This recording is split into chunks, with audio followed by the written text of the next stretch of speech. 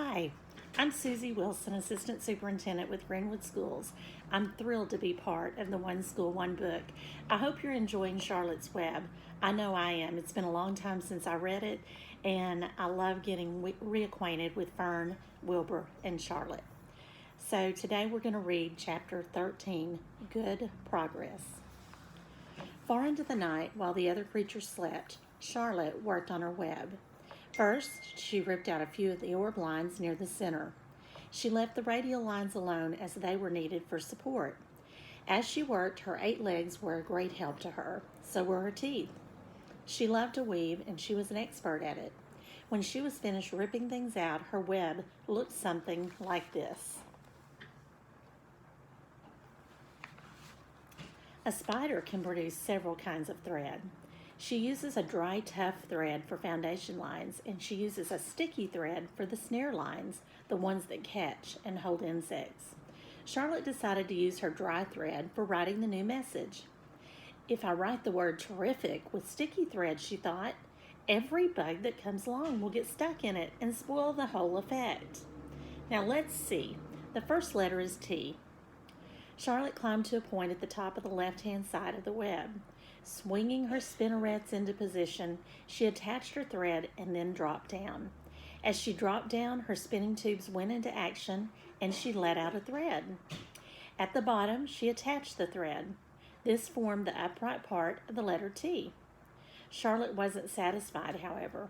She climbed up and she made another attachment right next to the first.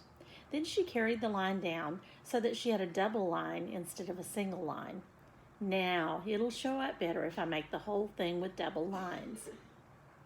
She climbed back up, moved over about an inch to the left, touched her spinnerets to the web, and then carried a line across to the front, forming the top of the T. She repeated this, making it double. Her 8 legs were very busy.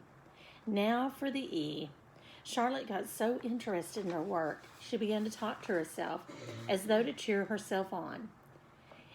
If you had been sitting quietly in the barn cellar that evening, you would have heard something like this. Now for the R. Up we go. Attach, descend, pay out line. Whoa, attach. Good. Up you go. Repeat. Attach, descend, pay out line. Whoa, girls, steady now. Attach, climb, attach. Over to the right. Pay out line, attach. Now right and down and swing that loop and around and around. Now in to the left, attach, climb, repeat. Okay. Easy, keep those lines together. Now then, out and down for the leg of the R. Pay out line. Whoa, attach, ascend, repeat. Good girl. And so, talking to herself, the spider worked at her difficult task.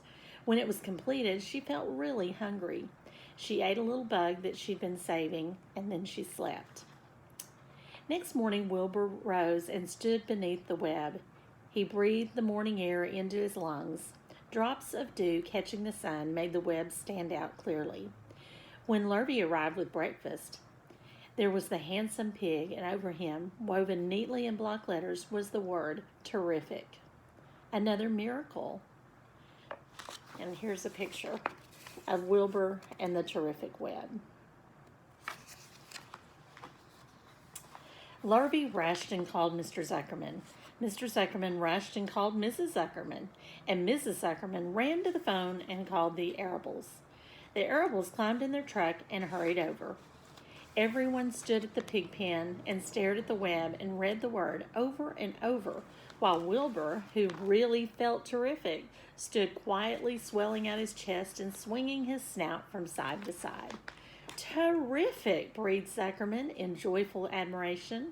Edith, you better phone the reporter on the Weekly Chronicle and tell him what's happened. He'll want to know about this. He may want to bring a photographer. There isn't a pig in the whole state that's as terrific as our pig. The news spread. People who had journeyed to see Wilbur when he was some pig came back again to see him now that he was terrific. That afternoon, when Mr. Zuckerman went to milk the cows and clean out tie-ups, he was still thinking about what a wondrous pig he owned. Lurvy, he called. There's to be no more cow manure thrown down into that pig pen. I have a terrific pig. I want that pig to have clean, bright straw every day for his bedding. Do you understand?" "Yes, sir," said Lurvy. "Furthermore," said Mr. Zuckerman, "I want you to start building a crate for Wilbur. I've decided to take the pig to the county fair on September 6th. Make the crate large and paint it green with big gold letters." Lurvy said, "What do you want the letters to say?" "Well, they should say Zuckerman's famous pig." Lurvy picked up a pitchfork and walked away to get some clean straw. Having such an important pig was going to mean some extra work. He could see that. Well, below the apple orchard, at the end of the path, was the dump, where Mr. Zuckerman threw all sorts of trash and stuff that nobody wanted anymore. Here, in a small clearing, hidden by young alders and wild raspberry bushes, was an astonishing pile of old bottles and empty tin cans, and dirty rags and bits of metal, and broken bottles and broken hinges and broken springs and dead batteries, and last month's magazines, and old discarded dish mops, tattered overalls, musty spikes, leaky pails, forgotten stoppers, and useless junk of all kinds, including a wrong-sized crank for a broken ice cream freezer. Templeton knew the dump and liked it. There were good hiding places there, especially excellent cover for a rat. And there was usually a tin can with food still clinging to the inside. Templeton was down there now, rummaging around. When he returned to the barn, he carried his magazine in his mouth, an advertisement he had torn from a crumpled old magazine. "How's this?" he asked, showing the ad to Charlotte. "It says crunchy." "Crunchy would be a good word to write in your web next time." "Just the wrong idea," replied Charlotte. "Couldn't be worse. We don't want Zuckerman to think Wilbur's crunchy. He might start thinking about crisp, crunchy bacon and tasty ham. That would put ideas in his head.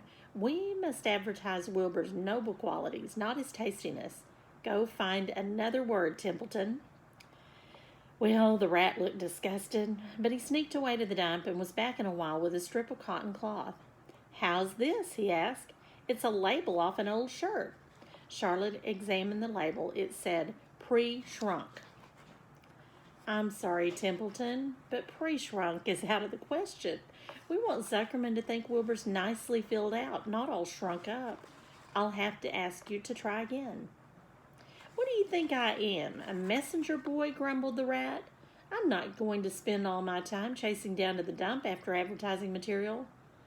"Just once more, please," said Charlotte. "I'll tell you what I'll do," said Templeton. "I know where there's a package of soap flakes in the woodshed. It has writing on it.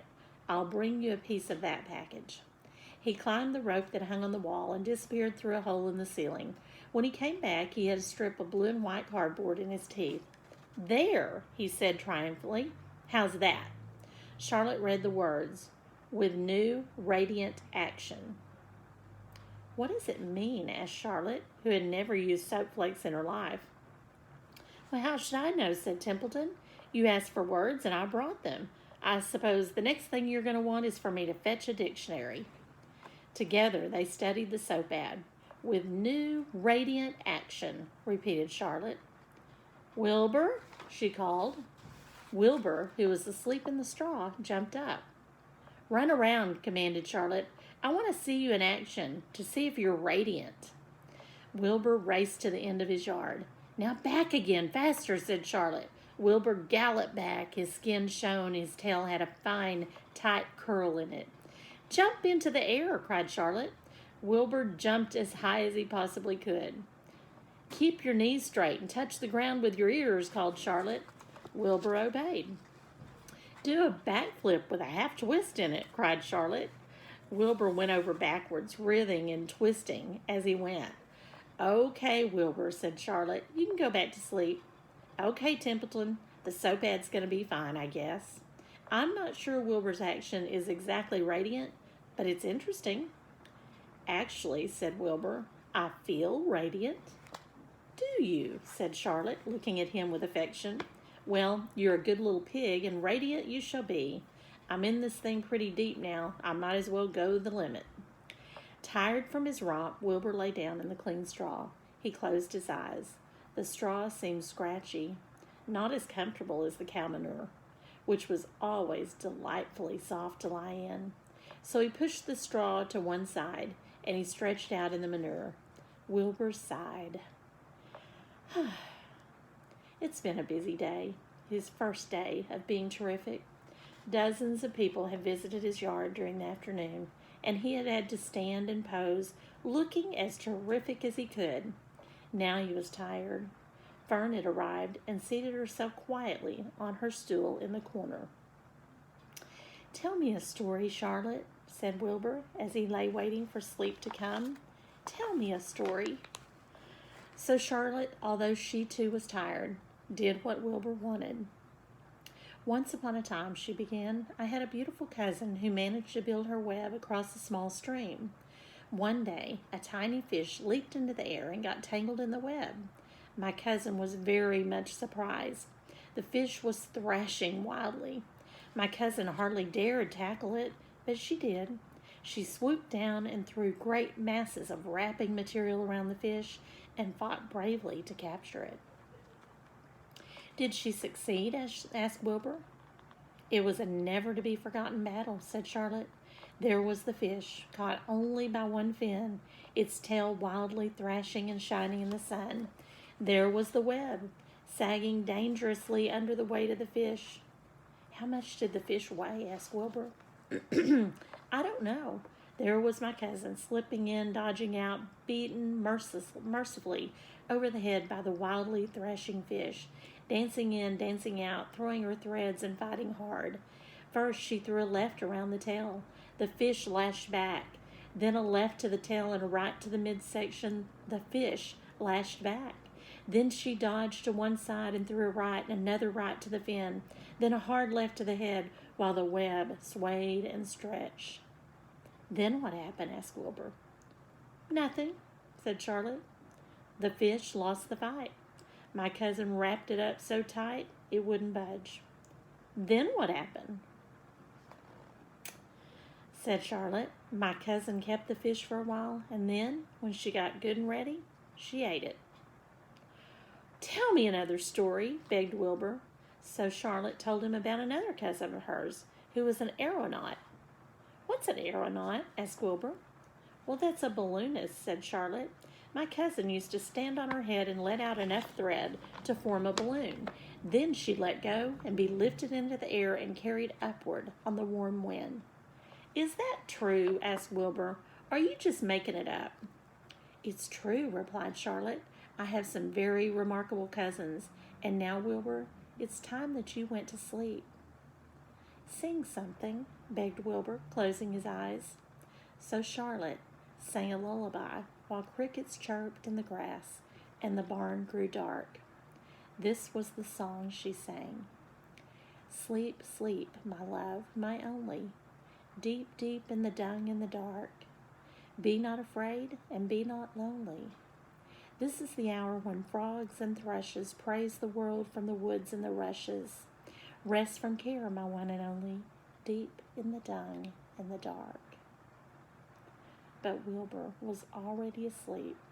When the song ended, Fern got up and went home. I hope you enjoyed Chapter 13 and look forward to Chapter 14 tomorrow. Have a great evening.